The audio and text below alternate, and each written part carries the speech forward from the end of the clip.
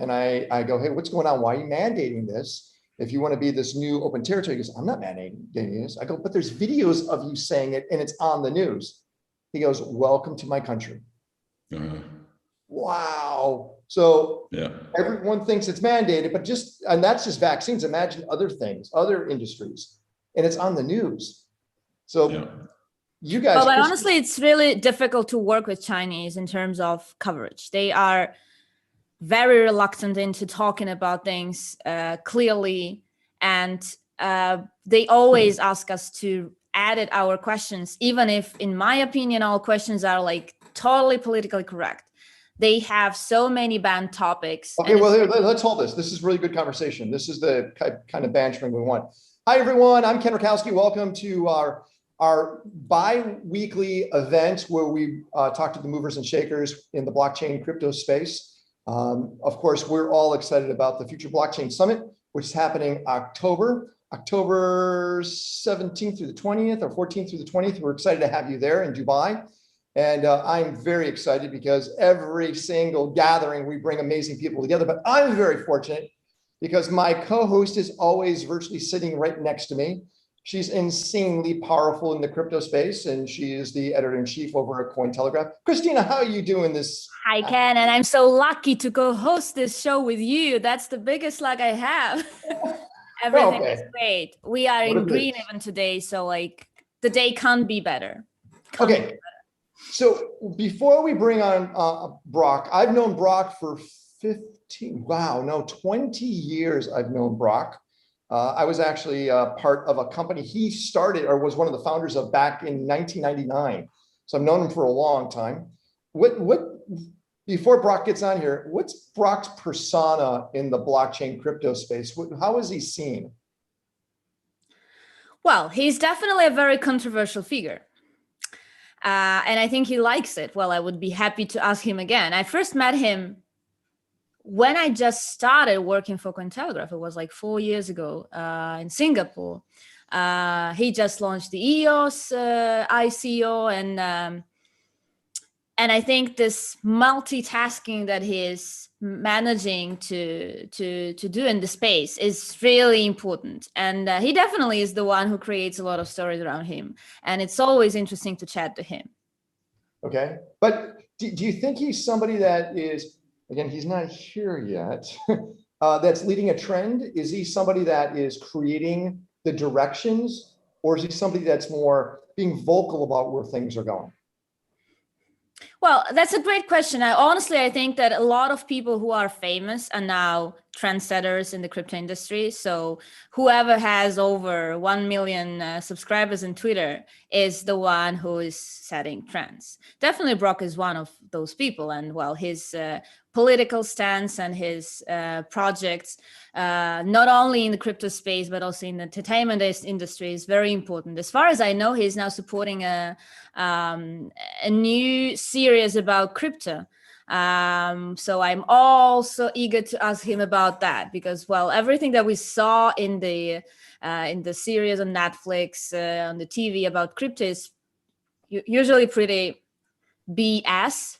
Right. So I'm really looking forward to some new show that will be relevant, that will be tech savvy, and that will finally talk about the crypto space from inside.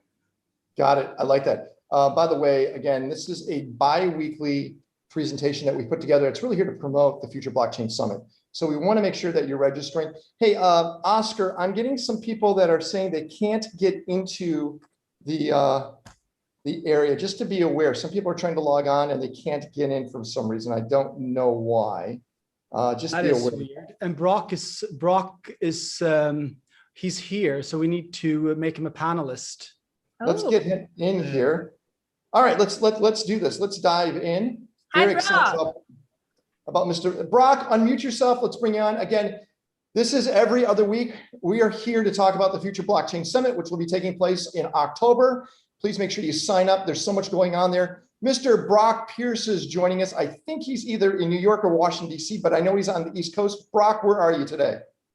I'm at my house in Washington, D.C., otherwise known as the Pierce School. Oh, awesome. When did you get back from Miami? Well, I went from Miami to New York. I had dinner with an important ambassador, and then I flew back here to DC yesterday morning, and I fly back to New York in a couple of hours. So Brock, we want to start with this, and it's a very simple conversation. We were just talking about it, Christine and I, and that is, when do you become, or how does it go where you maintain your leadership in the blockchain crypto space, or do you amplify the stories and the message of what's going on in the crypto blockchain space? Are you a leader today, or are you an amplifier? Well, I don't think they're mutually exclusive. You know, we lead by example. Leadership is, you know, getting up every day and doing your best work to support creating a better world, to empower freedom, sovereignty, liberty, all of these things, so that each and every one of us has the ability to pursue our best lives, to be our highest and best selves. And you do that and support others by supporting their projects. You identify people that are doing things that resonate with you, things that are in your mind going to make the world a better place, hopefully doing something for more than yourself. And one of the best ways to do it, if you're gifted with this, the gift of gab, is to tell the stories, to help people understand simply, to distill complex ideas and put them into simple sound bites that everyone can understand. I heard what you just said.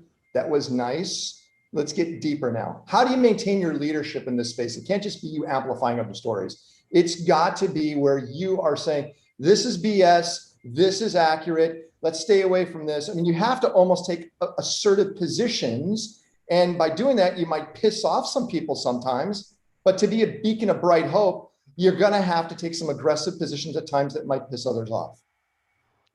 Well, I mean, I take a lot of aggressive positions, but they're always based in a place of compassion, right? We're all here to learn. We're all on our journey, and you know, forgiveness for others. But to, you know, if things are being done that are out of integrity, if things are being done in a way that are not better for the world around, you can comment on these things, but it's not about putting others down. It's about raising people up that are doing things in a good way. And you can do that. I mean, I ran for president of the United States of America without making any enemies. You don't have to put others down. You don't have to talk about problems. You can present and speak to solutions. There is a positive way in which to do this that does not require putting others down, because that's just not the right way. The right way is to recognize everyone is, you know, on their path, in their journey, in their experience, living through, you know, living in the world that they've created for themselves in more ways than they often realize. And we can do that in a very positive way. Do you think that the other crypto communities leaders are actually translating this positive message? No, certainly not all of them. Some do. And, you know, I believe if anyone succeeds in making the world a better place, we all win. And I encourage everyone to innovate, to experiment. And it's through that process we all learn. And those things that are intended to be, those things that are going to serve, call it humanity as a whole, are the things that are ultimately going to win. How do I assess projects that, you know, I want to get behind and support? Well, first of all, what is the purpose? You know, what is the purpose? What is the intention? Is this something that I want to see in the world? Is this something that I believe is going to make the world a better place? And then you look at the leadership, and are those leaders of these respective projects or communities leading well? And that is to be a good steward, right? To be a custodian of things. And do they find people that follow them? Ultimately, a project's long-term success is going to be determined by the quality of the community that supports it, the people that are behind it. Teamwork makes this collective dream work. And that's what I look for. Good leaders that act as stewards, that, you know, create followers, that are building communities that are strong. Because again, this is open source technology. Technology gives you a first mover advantage, but long-term, it does not differentiate you. What differentiates your community and your project are the people that support it. I like everything you just said. Hey, James, I want to make sure you're in this conversation because Brock was very pivotal to something you just launched recently. Do you want to Want to basically celebrate having Brock here. And what did you guys launch together? Yeah, I'd love to. Thanks for that, Ken. And hi, Brock. Good to see you again.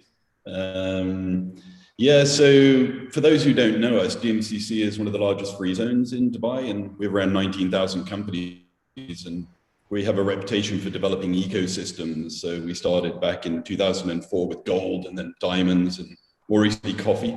So when we were made aware of blockchain and crypto, I think probably back in 2015, 16, and I actually met Brock, I think back in 2016, 17 in Brussels on one of these events.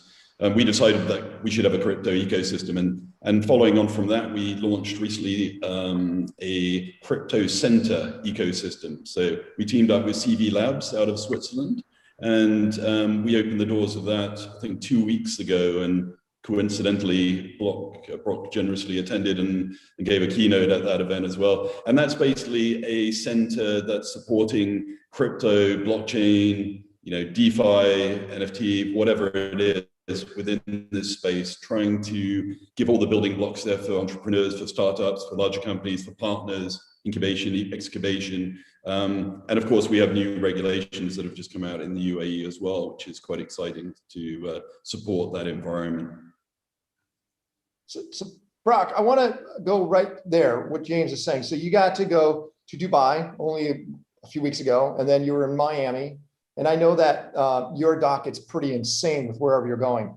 At one point in time during the dot-com boom, we could legitimately say San Francisco was the center of everything during the dot-com boom. And then maybe New York would have been up there, and maybe Hong Kong, but you knew that where the center was. In the crypto space, let's first go with crypto and then blockchain. Crypto, where do you think the center of the crypto sphere is right now? Where is the hot spot and hotspots when it comes to crypto in your mind? Well, there's a number of them. And this is where our governments, that system that governs over us is so important. The hubs appear to be where the public and private sectors are learning how to work harmoniously. They're learning how to work together. And so places like Dubai have become, important hubs, in part because of its geographic location relative to Europe, Africa, and to the East. A government that recognizes that innovation is important and that they're nurturing it, that they're inviting it in. It also helped during COVID that they opened up earlier. We're human beings. We want to be able to live our lives. We want to be able to see each other. We want to be able to go and eat, and it's pretty basic stuff. And Dubai has been one of the biggest beneficiaries of this, where I just was as well. Miami. Thank you, Mayor Suarez. It's Miami in Florida is a free state, and people again care about their ability to live their lives and move around. And having a mayor, an elected official that actually has his finger on the pulse, understands what technology is doing. The future belongs to the bold. Obviously, there's a big community as well in Puerto Rico where I live. And so we're seeing these places emerge. Singapore early on was another one of those. Japan, because a government there said, hey, we're making Bitcoin legal tender. I suspect that El Salvador, because of everything that's happened over the course of the last week, is going to become a more relevant place, because we, the creators, the innovators, the pioneers, we want to go to places where we're welcomed. We want to go to places where we feel safe and comfortable doing the work. And so there is still room for many others. And so I'm excited to see Paraguay just announced that they're looking to do the same thing. And I suspect this is going to continue. Obviously, a lot of people are also going to places like Tulum. It can be a little distracting, perhaps not the easiest place to work, but it's attracting the best and the brightest. And so Wyoming is another one. And that's because a government there passed 19 laws that said, we support innovation. We can't stop change. Change is a constant in the universe. The world around us is changing. It's going to happen. It's not a matter of if, but when and where. And so the places that recognize this and adapt to change well, and recognize that it's like a wave, and it's like, you get on your board and you ride it. those are the places that are going to be the biggest beneficiaries of this change. Now that's on the crypto side. How about on blockchain development? You know, when we look at when Java was hot, we would pick at places like the Ukraine for Java developers when we're on the mobile platforms focusing on that. So different parts of the world were known to be those, let's call them epicenters for development. On the blockchain side, where do you see a lot of blockchain companies coming out of and developers that you're excited about? Well, I mean, that's one of the beautiful things of all of this is we are democratizing opportunity. So wherever you are, wherever you're from, there's an opportunity to get involved, to be part of this future. And so it can be from anywhere, but naturally places that historically have had large, call it developer communities, people that are, teaching and educating in the areas of computer science and things of this nature. There's a lot of developers that come out of Eastern Europe, whether it be Ukraine, Belarus, Bulgaria. I mean, all the Eastern Europe has been producing large amounts of developers for a long time. And so there are a lot of developers there. Places like Berlin in Germany, we're seeing it clearly. Places like Northern California, the Bay Area continue to produce a lot of developers. But we now, we've been going through this process of virtualization or decentralization, and COVID definitely accelerated this movement. We now have the ability to work from anywhere. And so, you have the freedom to choose. Where do you want to live? And for me, I live in Puerto Rico because it has three specific characteristics that are important to me. One, quality of life. We want to be able to live our lives, and we want to be able to live comfortably in a place that makes us feel good. We also want to be where opportunity exists. And for me, most importantly, is I want to live in a place where my presence is going to have a positive impact on the world around me. I moved to Puerto Rico because it was the part of the United States that has been suffering the longest, a place that has just dealt with challenge after challenge after challenge. But remember, challenges produce opportunities. Whenever there's a problem, there's the potential, the possibility for a solution. And so Brock, for me, it does matter that the tax status, especially on capital gains, is one of the lowest. It is the lowest in the entire United States. Yes, it's zero for those people that move there and take advantage of the government incentives to bring economic development. I'm not motivated by money, so I'm not there for those reasons. But that's how I've gotten so many other people to follow me, because for a lot of people, and certainly in this community, they feel that taxation is theft, and if you give them a path to minimize that, also that's why Dubai is doing so well. Dubai is also a place that understands, that economic incentives are a powerful tool for moving people. But just on the note of money, I view money as a form of stored energy, and energy wants to flow like water. And so it's a currency. And so our job is to be good conductors of it. I don't consider any of my money to be mine. I'm in possession of it, but I'm just a steward or custodian of it. I can't take it with me, but it is a tool that empowers me. It gives me the ability to see things that I believe in, people and projects and places, and to assist them, to support them in their development. And so that's how I view money. That was really a beautiful metaphor, huh? You like that? Currency. Christina over at Coin. By the way, Brock, I'm not sure if you know this, but Christina now is the editor-in-chief of Cointelegraph. So she's a massive rock star in this space. And on the note of Cointelegraph, I just want to sing a little praise.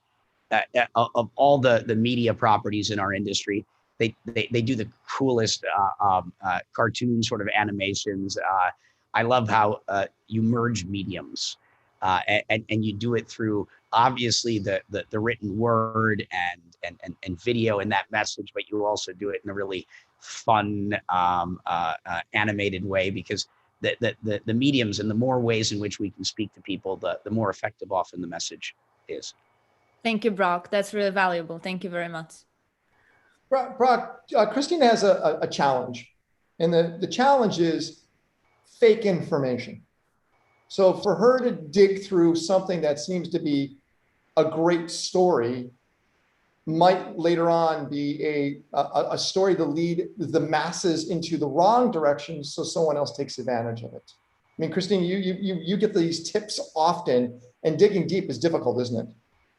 Yeah, it's so true, Ken. Thank you for for talking about this. Honestly, it's not only about digging, but also about being always responsible. Sometimes we just can't be responsible for everything that is happening in the space. But media is the one organ that is always accused of being responsible if there is any fake news distribution.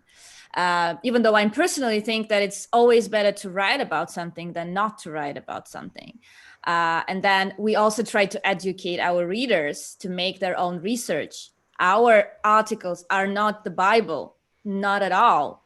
So everybody has to make his research, not just Google what is DeFi. And I'm referring to the episode yesterday with the CFTC commissioner. So yeah, Brock, any tips about dividing fake news out of non-fake news are very welcome. Well, it starts with trusting your gut. As human beings, we have a lot of really good tools that are, you know, kind of built in, and learning how to trust your gut. You know, what truth resonates, it has a certain frequency that when you hear it, you just kind of, it resonates as true. You feel it. And then there are those things that are not true. And if you're paying attention, if you're feeling, you'll often kind of know it right then and there. But then there's also the Ronald Reagan piece, which is trust but verify, you know, to go through and do your basic fact checking. But you have an inherent tool in you that is so much more effective than people often realize. When someone says something that isn't true, your body actually tells you. It's there, and taking the time to meditate, to take time to yourself, and to hone these receptors that you already have, they'll help you most of the time and save you a lot of trouble, because that fact checking, that verification work is time consuming, but you have that kind of like instant, like you know it when someone is telling you something false. But we live in a world where we're surrounded by such, you know, we're surrounded by so much fake things, so much false things, that our antennas, our receptors are just kind of they need tuning. It's kind of like those bunny ears on the old television, you know, that people would put the aluminum foil on to, you know, try and get, you know, a clear reception. You just have to work on those antennas. And other than that, fact check. And then also, you know, there's about 30 million Americans that, you know, have Bitcoin, probably 300 million or so people in the world. Find trusted experts that have consistently operated with integrity, because you can also save yourself a lot of time by, you know, you're not alone. You're not alone. You're not alone. You have people in your life that can help you. You have experts that know things about certain things. And remember, just because someone is very smart about a particular subject matter doesn't mean they're smart about everything. You know, take Warren Buffett. Warren Buffett, sage of Omaha, you know, when it comes to value investing, he knows what he's talking about. But I wouldn't want to listen to him as it relates to things like technology and cryptocurrency. You know, if you got a heart problem, you go to a cardiologist. If you got a problem with your brain, you go to a neurologist. So you have to find subject matter experts that have, you know, in their Malcolm Gladwell sort of way, they've invested their 10,000 hours in a particular field. And having a network of trusted advisors, people that you can lean on to help you is something that we all have access to. And it's just a matter of developing and nurturing those relationships, honoring Brock, flip this around to the other side. I remember all the negative press on you. As Bill Gates would say, all press is good press. Is that really true? Come and look at John Oliver when he tried to take you down. I remember all the, come on, I've known you for a long time, and I would actually call you up going, you see what they just said about you? I know it's not true. And it gets really frustrating. How do you take all this potential negative press, even though there's great press too, but when you see something that's out that's just a hit piece, how do you deal with it? Well, I've been dealing with it all my life, so it doesn't really affect me very much. Let's say I've developed a thick skin, and it's back to forgiveness and compassion. You know, it's try not to take any of it too personally. And I know that's very difficult for many, but don't take it too personally. You know, it's hey, they're talking about you. You must have done something right. Otherwise, they wouldn't be talking about you. And we live in a world that, does want to bring you down. There are people in the world that when they see someone doing something good, it invokes feelings of jealousy or envy, and that sometimes produces behavior that is harmful to others. For me, it doesn't faze me much because I've been dealing with it a long time. And another thing when it comes to these types of things in media in particular, don't rely on others to tell you everything. There is ultimately a social, personal responsibility, to think for ourselves, to be free thinkers, to form our own opinions. Because if we just rely upon the opinions of others in the media and take that as gospel, take that as fact, you're going to miss out on many of the greatest things in life. And a lot of times, the most valuable insights and the most valuable information and some of the most interesting people you'll ever meet are the ones that have been demonized. And sometimes you have to actually do the work to say, wait, they're telling me not to look there. They're telling me not to pay attention to that. Why? Maybe I should actually give it a moment of my time. Maybe I should take a second to actually check out what's going on there, because you might find that some of the greatest gifts are there. If you've ever played a video game, normally the paths to skipping levels, normally the great artifacts or relics are normally hidden in the places that you would least expect them. So let's take some questions. I'm going to first go to Derek. Derek, unmute your microphone and please ask your question to Mr. Brock Pierce. Go for it. Yeah, hey Brock, hi, are you? Met you a few times now in Dubai. Derek, do me a favor. I'm going to mute you again. Turn on your camera, please. I want cameras on when you ask a question so we can see who's speaking. So please turn on your camera. Yeah, is it on now? No, it is not on. Okay. So do me a favor, figure out your camera. I'm going to go to somebody else. I'm going to go to, again, cameras. If you have a question for Brock, please make sure you turn on your cameras. I am going to go to Jim. Jim, turn on your camera and you can ask your question to Brock Pierce. Go for it, Jim. Great. Thank you very much. I'm really, Jim, your camera's not, do we not have cameras on today? I've only got the option to mute or unmute. I've got no camera option. Okay. I don't have a camera on either. So. All right, okay. Hey, do me a favor. Derek, I'm going to let you ask your question first and then we'll go to Jim second. Okay, go ahead, Derek. Yeah, hey Brock, it's nice to hear you and see your face again. I saw you a few times in Dubai in the last few months. And I wanted to ask, what is your idea? Because I'm fluctuating the same. I live between Montenegro, Dubai, and I'm originally from the Caribbean and also spent a lot of time in Asia. And I see as you... Where in the Caribbean are you from? As someone that lives there, I just have to, specificity, please. Yeah, I mean, I'm originally from Dutch Caribbean, from Curaçao. And I live in Dubai already 15 years, but I'm Dutch. And I lived between Montenegro, Dubai, and Bangkok before Corona. And we met a few times, but we didn't speak that long on the conferences.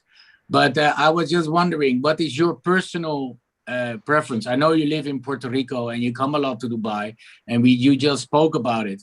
But what do you think, which are the pros and cons of each place? I know every place has a pros and cons, but what is for you the most important pro and con? If you let's leave, yeah, I mean, it's really difficult for people to decide where to go and live now, because you can only choose a few cities instead of before you could just travel around the world. Like I was traveling around the world all the time, no? And it gets limited now. What is your opinion on this? Yeah, let's go for it. Brock, go for it. Well, I'm from Minnesota, so that's the coldest part of the United States. So let's just say I like warm places. I also like to be close to the water. I like to be close to the ocean. These are just, again, personal preferences. It's a matter of learning, what are the things that are important to you? What are the things that you like? As I said, I like places with impact. I'm a very social individual. I'm an extrovert. And so I also like to be around lots of people and people where I have a shared interest, a shared passion. And so that starts to limit the choices. I also love food and things of that nature. And so These are the places that I like to be. Right now, I'm spending and then also there's the amount of time that it takes to get from place to place. So most of my time these days, and I used to travel around the world every month. These days, I'm mostly traveling between Puerto Rico, Miami, Washington, D.C., and New York, because they're conveniently next to each other. I can kind of go up and down the East Coast with relative ease. But everywhere the world is so amazing. There's so many incredible places to be.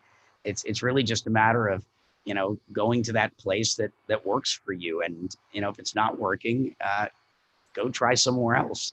Right. You're not forced to live in any of these places. We have at least a fair amount of freedom that allows us to still move around. Maybe not quite like we could 2 years ago, but that's also changing. The world is starting to reopen, and our ability to move around appears to be coming back. But it's hopefully one of there was a lot of lessons that came out of COVID. It was a good wake-up call. It created an opportunity for everyone to break their patterns, whatever habits that you had found yourself in. You got a chance to take a step back and to reevaluate your life, to get your house in order. And I mean that both figuratively and literally. Identify the things in your life that are no longer serving you, and those things that are, so that you can continue to water, or to grow those aspects of yourself that you want to improve. And I hope every one of you, has taken this time, this opportunity to better yourselves, in this process, and hopefully did not succumb to fear and depression and some of the things that can happen when you're trapped in your house for a year. And so I hope everyone made good use of this time, because like all challenges, it presents, there's effectively two paths, and how do we make use of that time? And I hope everyone made good use of that time and bettered themselves, Let's go to Golden Jim. words. Jim, you have the next question. Go for it, Jim. Yeah, sure. Thank you. I'm absolutely loving the panel. Thank you so much for everyone's time. I've got a dilemma with a physical asset that's about to become an NFT. So my body of work in the last 10 years explores both sides of the coin, largely in Dubai and on the west coast of America. The physical asset behind me is the one and only Donald Trump signed dollar bill. Apologies in advance. So when I met Trump in Dubai, I was exploring the heroes and the villains. I don't say who the hero is or who the villain is. Long story short, I got to him. He signed the dollar bill and he said, I'll only sign the dollar bill if I keep your pen. I said, if you keep my pen, could you sign the $2 bills? So he did. And that asset is behind me now. So I'm about to drop that in an NFT platform in a limited edition. And I'm assuming that the physical asset will only grow from strength to strength, bearing in mind he's just completely denounced crypto in the last 24 hours. So this panel coming together, it's such good timing for me to get this across, because if I make the wrong move in the next 7 days, it could make or break my life's work. And for 10 seconds, I love this. we have the 45th president of America's signed dollar bill. Right. And I made him the general of Twitter, not knowing that he'd be kicked off the platform. All right, Looks like a Chinese leader there. What's the question? What's the question? The question is, and this is not a sales pitch, the question is, because life's too short, and Brock, you're a living example of that, and I admire your energy and your philosophy, and it keeps me moving, particularly over the last 18 months. So thank you for that. The question is the NFT route the right way to go, or will that devalue the original asset you've just seen, or should it add value to the original asset that you've seen? Well, it should add value. And I mean, this isn't just a new medium for art that's creating a title, a chain of custody, a certificate of authenticity, these sorts of things. But it's a lot of it has to do with marketing. Sure. It's hard to see an NFT perform if people don't know about it. And people are just starting to learn, that fans of the arts that may not have been into cryptocurrency how to get their wallets, get the cryptocurrency to be able to bid on these things. I'm very active in the NFT space. We Sure. bought NFT.com. We raised $8 million for Burning Man org last week in Miami. Unbelievable. We also, for my good friend Peter Ruprecht, well, actually, there's been a number of NFT things. So Mick Jagger and David Grohl were having a problem with their NFT. They put out their NFT. They didn't kind of, they were new to the space. They were not, I'd say, well advised. Someone's just like, hey, we'll turn it into an NFT. And with like Field of Dreams, if you build it, they'll come. It doesn't exactly work that way. You actually have to do a lot of work. You have to basically, before launching your NFT, identify people that are interested in it. You have to start to make a market. It's kind of like an IPO. You don't just take the company public. You go around and present it to a lot of people so that when you go public, you've got a lot of interested parties that are there to potentially bid. And it takes at least two to make a market. And so I came in and I bought Mick Jagger's piece. I pumped it up to $50,000 so that it wasn't an embarrassing, thing that could potentially tarnish the brand. Then more recently, my friend David Mizell, who was the CEO of Marvel, along with Scooter Braun and a bunch of important individuals, took a comic piece out there. I lost that one at 99,000, but David Cho bought it for 100,000. Which is a respectable number. Brock, Yeah. Brock, should Jim be talking to the Wax guys also about what they're doing? Because they're doing a lot within the NFT space as opposed to going the Ethereum route? Well, you should talk to everyone you can that has any credibility in this area. The conversation, it will hopefully at least teach you something that will help you along in your journey. Yeah, definitely. You should talk to the Wax people. You should talk to the Block V people. You should talk to, if you can, the OpenSeas, the Nifty Gateways, and talk to everyone you can, because the more you know, the more likely it is that you'll be successful in your endeavor. Cool. So I do love the fact that I really appreciate that you're doing pieces on superheroes and supervillains, but not telling anyone which is which, and absolutely giving people the freedom of choice to decide for themselves. I really love the fact that you pointed that out. I'm active in the NFT space. I'm buying. I keep supporting people that I know and I like. Cool. Christina, is this a story? Real quick, Christina, is this a story worth following where Jim takes this? Because it's such a unique thing to see taking something from a physical asset to a digital asset and see if it really does enhance the market space of this. Yeah, that's a great story. I agree with you. Yes. So Jim, if you can, send us, why don't you, how can you get us? Hey, I'm kenradio@gmail. Kenradio@gmail. That's cool. I'm actually, I'll make sure Christina.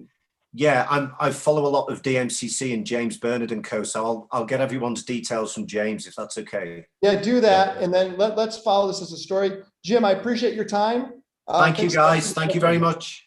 All right, thank you so much. Let's go to. Hey, by the way, James, you knew about this.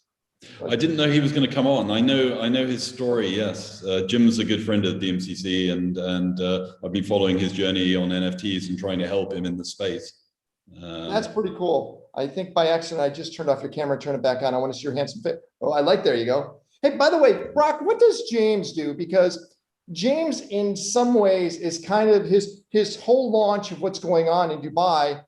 It's going to get a lot of press attention, and some of it's going to be negative also. Does he handle it like you handle it, saying, hey, I got thick skin and that's it? Or does an entity like that have to deal with news differently? Well, I mean, haters are going to hate. And remember, a lot of times when people are doing this and they're putting you down, it isn't really about you. It isn't you. It's them. They're dealing with their issues. And when you recognize that it really isn't about you, and again, back to, and you have compassion, and that doesn't mean that you have to invite everyone into your home, but we should have love for everyone. We should have compassion for everyone and understand that they're going through their challenges. They had some life experience, something that, hurt them.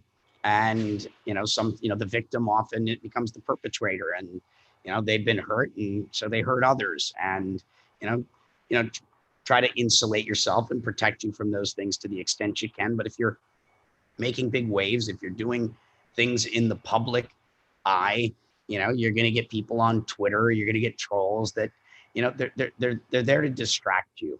They're there to distract you from your purpose, you know, from your mission, and, you know, do your best to tune it out and stay focused on the things that matter. Please make sure you have your cameras ready, because we'll add you to where you could actually ask a question. So make sure your cameras turn on. Brock, again, thanks a lot for sharing time with us. Remember, Future Blockchain Summit, which is happening 16th through the 20th of October in Dubai. Please register for Future Blockchain Summit and FinTech Surge. We're very excited. The speakers are unbelievable. Brock, you got to hear this. It's not just about what's going on in the obvious stories of fintech and blockchain. We're looking at the psychological games. So some of our speakers that we're excited to announce are Chris Voss, who wrote the book Never Split the Difference, top hostage negotiator in the world. John Gray, who wrote the books Men Are From Mars, Women for Venus. We're looking at the psychological connection of how people spend time and money. We'll be talking to Dave Asprey, who wrote Bulletproof. They're all speakers coming to Dubai in October. Pretty mind-blowing, right? Everyone's getting onto this next wave of where the future is going, and they all know it's important. So we're very excited about that. That's All right. awesome. When we all meet in person each other, that's incredible. You're excited about that, aren't you? Yes. All right, I'm going to bring on Hussein, who I need you to unmute yourself and let's see your camera. Hussein, who is joining us. I think you're joining us from the same place I am, and that is in Bali. Hussein, can we see your camera? There you go. Hi, Hussein. Hi. Hey, what is your question for Mr. Brock Pierce? Yeah, because hi guys, how are you? Awesome. I have good. I had some question about Brock was speaking about the new regulation that is coming out. I want to know, is it interesting for the new guys who wants to invest in that crypto? How is the regulation? Is it positive? Is it something negative? How is it, Brock? Well, regulation where? Are you in the country you're from or the country you're living? Because in country I'm living, sorry, in Indonesia, in Bali. Well, regulations are intended to be good things, right?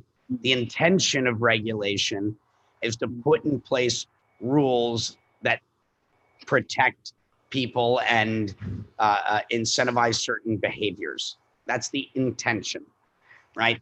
But then you get the law of unintended consequences. And not all of our policymakers are necessarily informed enough. They generally don't know enough to put in place sensible regulation that actually protects people and creates a better, a world at large. And a lot of times incumbents and lobbyists are pushing in place regulations that are not there to serve us, but there to protect special interests.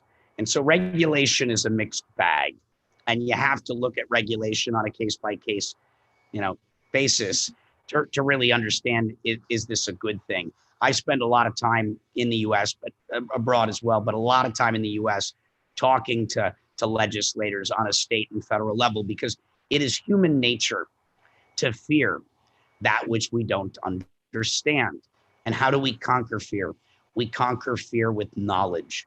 And so I'm constantly trying to inform our elected officials and civil servants to give them the information, the knowledge necessary so that they can make the best decisions, in the public interest. But regulation is it cuts both ways. It's a double-sided sword. And right now, the stakes are so high. The world is changing so rapidly. Places like Wyoming that are putting in place good regulation, places like Florida that are putting in place good regulation are the beneficiaries of it.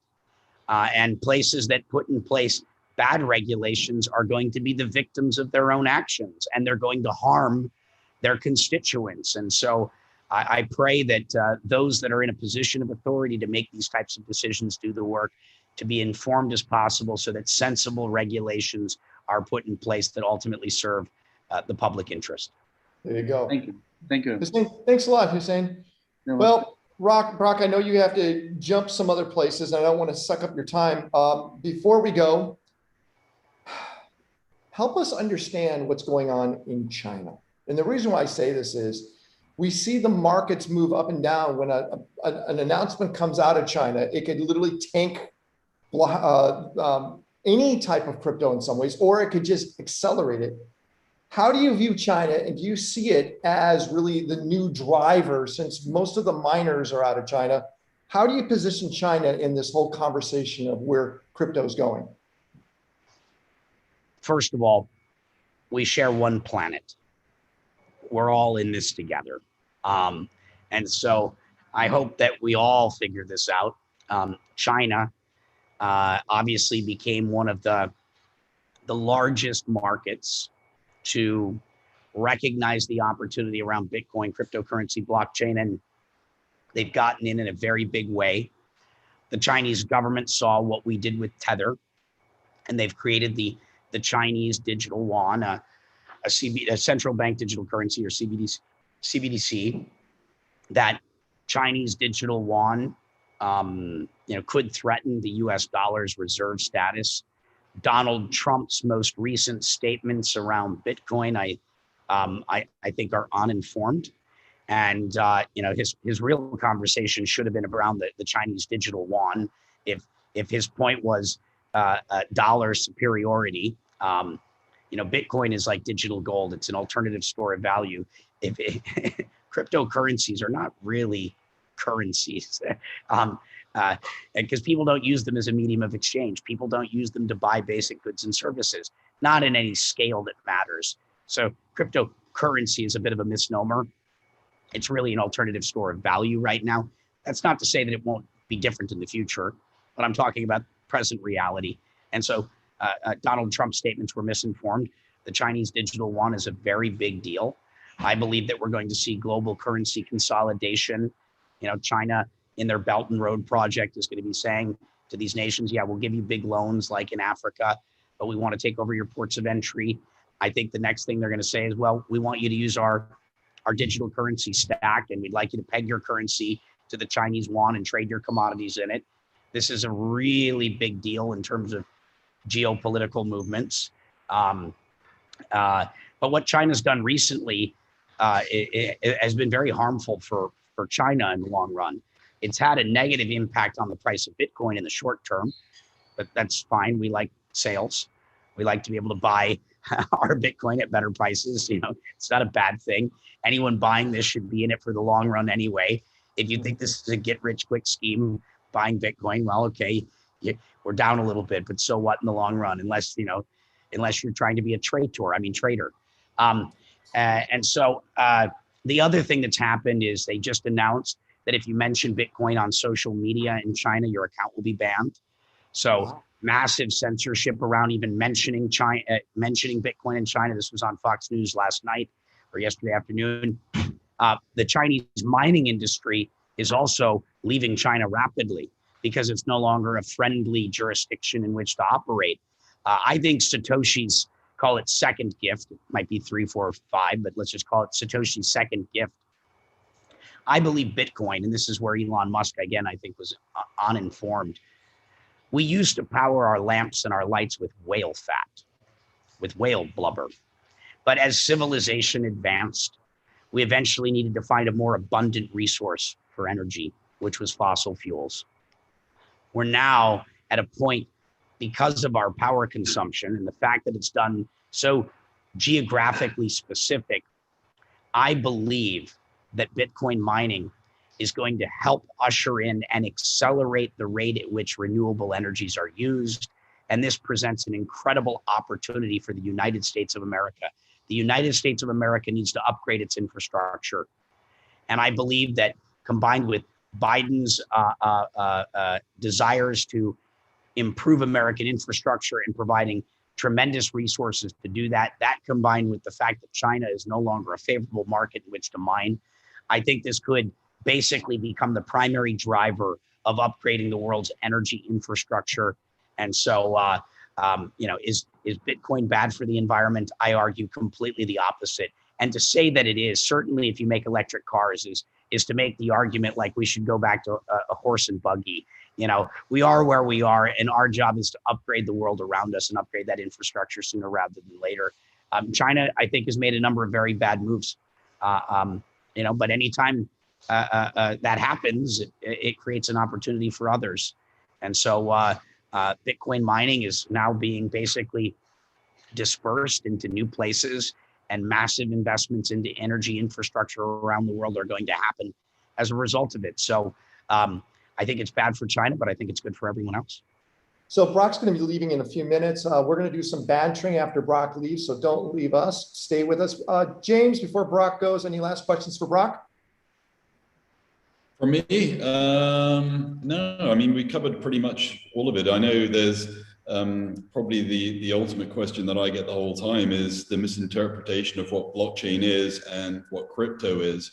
And especially from a bank's perspective, the banks being involved in blockchain solutions, but actually shunning what crypto is. And one doesn't exist really without the other in most circumstances.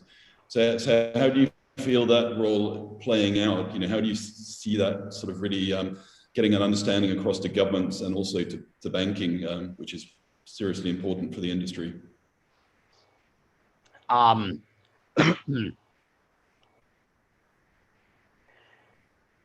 Change is happening. You know, you can't stop change. The future is going to happen to us or with us. And we're better, it's better to be a part of that change, to adapt to it. And so, yes, the world of banking is changing. But banks is a broad term. What is a bank? They do lots of different things. Some parts of their businesses are going to be very negatively impacted, but other parts of their businesses are going to benefit. And it's a matter of doing that work. But I think ultimately what's happening here is an incredibly good thing for humanity. We have 4 or 4.5 billion people in the world that are on or underbanked. And this is not to blame the banks. You know, banks have a fiduciary duty to make money. That is their purpose. And it is not profitable to bank the poor because of the overhead that it takes, because of the compliance and regulations that have been created. And it wasn't the regulators' intentions to basically create financial exclusion for the world's poor. That wasn't what they intended. I don't believe that. But it is, again, the law of unintended consequences. This technology is going to create ubiquitous financial inclusion for everyone in the world. And what an amazing thing that is. Also, take a look at what's happening in decentralized finance. If you put money in a savings account, you're getting negative interest to maybe 1%. If you take a digital dollar and you lend that out in DeFi, you're getting 6 to 10%. But how can this be? Is it sustainable? Yes, because what we're doing is we're stripping out the entire cost structure of a bank's retail or physical space, the employees, the profits, the commissions, and all the things. And when you strip all that cost out and you allow a lender to lend directly to a borrower, they're getting 100 or close to 100% of the benefits of that loan. This is a wonderful thing because, again, it's not profitable to give small loans, but we've seen with Mohammed Yunus and Grameen Bank that if you can give micro loans to people in the developing world, you can really make a positive impact. I think that we're going to bring 1 billion people out of poverty as a result of this. And what an amazing thing that is. There you go. Christina. Tell me, Ken. No, before Brock goes, you get to grab the last question. Oh my gosh, I have so many questions to Brock. Where are your hats? My hats are in the other room. And I've been putting my hats on again, but as you can see, my next meeting, I've got 2 meetings. I've got one of the heads of the Vatican Museum. We're talking about Dante's Inferno, the Divine Comedy, because this year is the 700-year anniversary of that story. And so I've got to pop into that meeting. And then my next meeting is with the ambassador from El Salvador to the United States of America. I met 10 ambassadors yesterday, and an ambassador. I spend a lot of time talking to governments around the world, empowering them with the information so that they can be better leaders. Well, you know, you can feel it. I remember talking to you 3 years ago, and I think that actually changed your way of communicating a little bit. It's not now much more, politically imposed. Great. True. But If I'm going to let you have a wait, better wait, question than that. Christina, come on. when running for one of the things I learned, because I went from being kind of the way that I was to all of a sudden letting the inner artist in me kind of shine, and I was going onto stages as if I was at Burning Man and giving my speeches this way, and then I'd go meet presidents and prime ministers dressed this way. And what I learned in the process is that I was giving incredibly valuable insights to people, but most of the time they couldn't hear me because they were too busy looking at what I was wearing that they couldn't actually pay attention to the things that I was saying. You're such a goofball, Brock. I've been telling you that for 10 years, and you know that. Well, it took me a while. I mean, some lessons take a while to learn. There is a rebellious side to me, and the rebel in me was like, I'm doing it as I want. But what I learned is that if you want to effectively communicate with people, you have to speak to them in their language, and you have to meet them where they are. And so the reason you see me kind of dressed so conventionally is that so much of the world is still stuck in that place. And if I want to be an effective communicator, I have to mirror them. I have to present myself in a presentation. I have to present myself in a way that they're used to, and then it allows my words and my messages to land. And so when I'm not on camera, I'm typically the Brock that wearing the hats, and I look like an artist more than a business person. But when I'm talking to politicians, I put on the suit, and when I'm talking to business people, I put on the suit. And so I shape shift and switch characters based upon my audience. That's very wise. Good luck with everything. Huh? Thank you. All right, Brock Pierce, people want to find you, hunt you down, connect with you more. Brock, where should they go? I'm going to drop into, it only says all panelists and attendees. You can find me on Twitter at Brock Pierce. I'm on Instagram. I'm on Facebook. I'm in Telegram. I try to be everywhere as best I can. As soon as the hologram version of me is out, you might be able to find me on a street corner near you. All right, Brock Pierce, thank you so much for joining us. We're looking forward to seeing you at the Future Blockchain Summit and FinTech Surge in October in Dubai. Again, I like that I could call you up and you say, I am there. That's what a real friend's all about. So thank you, Brock. Thank you, Brock. Brock. Thank you. Enjoy the rest of the day. Thank you, everyone. Thank you, everyone. God bless. All right, there goes Brock Pierce. Brock Pierce, who was just joining us. Hey, before we all go, I want to say something that I love about Brock, and this is important. And Christina, you probably know this being a journalist. You can throw out any question you want, and he's prepared to answer it. But how many times do you get this where people you want to interview, they want to know your set of questions before you sit down with them? Don't you hate that? That's really true. Actually, first time I interviewed Brock, I invited him together with Brandon Bloomer, and I made them interview each other. Mm-hmm. So Brock was also great in asking questions. That wasn't Brock's great. He's a smart guy. So if you want, go type my name in with Brock. So Brock and I used to run the Milken Conference, the entire digital side of the Milken Conference. And Brock was just going from gaming. At one point in time, Brock had 400,000 gamers working for him, because what they did is they played games for digital assets, which he sold internally inside video games. It wasn't legal in the video game industry, put it that way, right? They try to block him.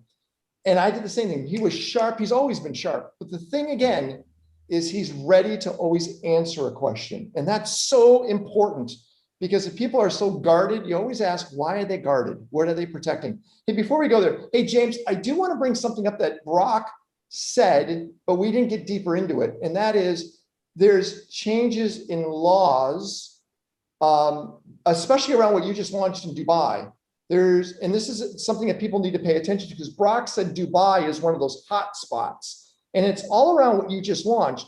What was modified or changed or enhanced to make Dubai even a better spot when it comes to blockchain and crypto? Well, luckily, we've got a very forward-thinking government, and the UAE recently came out with the Securities and Commodities Authority crypto asset regulations. And those regulations are across a number of different activities, which will be able to be set up as licensed companies inevitably in DMCC. So across the crypto asset sphere, so you're talking about exchanges, brokerages, token asset applications, issuance, custodial. So a whole plethora of I'd say, license activities whereby companies can set up in Dubai, in the DMCC, and take advantage of these regulations. And of course, it's early days at the moment, and these regulations will, I'm sure, become more inclusive as we go forward. But really sort of progressive thinking. If you look at the centers around the world for crypto and for blockchain and for the more regulated activities, there are few and far between. And I think that's lack of understanding really, and lack of foresight. And so the UAE government's been very forward thinking in coming up with this. So we're also attending the blockchain forum at the Dubai World Trade Center, really looking forward to that and attracting a lot of companies from. It's worth pointing out that it's Expo 2021 as well at the same time, so very good timing. Great timing, it really is. So make sure you pay attention to that. Christina, top of mind before we go? Well, my fascination go to Dubai and UAE because, it actually became this attraction point out of all these business centers in Europe. And now everybody's going to Dubai. And I'm very much interested what will happen as soon as all the lockdowns are settled. And will the previous business centers like London and, Switzerland stay on top of things? That's really interesting to learn, huh? Yeah, and it's interesting. We see a new strain called the Delta virus that just popped out of China. How does that affect the world? Hey, a couple of things. We are going to do some switching around in the future, meaning we're not just going to be talking about blockchain as in the technical side, but the psychological side also. Some of our speakers that will be appearing here with us are from Akon. You probably know who Akon is. He's launching the Acoin. I've known Akon for about 15 years. We're excited to have him. John Gray, Men Are From Mars, Women Are From Venus, will show the connection where that works. Chris Voss, Never Split the Difference. He's got the top masterclass. If you've gone to masterclass.com, you can see him there. And then Dave Asprey from Bulletproof. So these are many of the keynote speakers that will be joining us at FinTech Surge and the Blockchain Summit. Make sure you attend that. If you want to reach out to me, I'm easy. I'm kenradio@gmail. Of course, Christina's a little hard because she is, of course, but I'm for everybody who is going to the Dubai blockchain summit. I'm open for discussion. There you go. So everyone, thank you so much. We want to thank you for attending today's session. James, thank you for making time for us. And we'll see you for our next event, which will be happening very soon. Thank you so much, everyone, and have a great week. Everyone, thank you. Bye all. Thank you. Thank you, Ken. Thank you, James. Thank you, everyone. Thanks.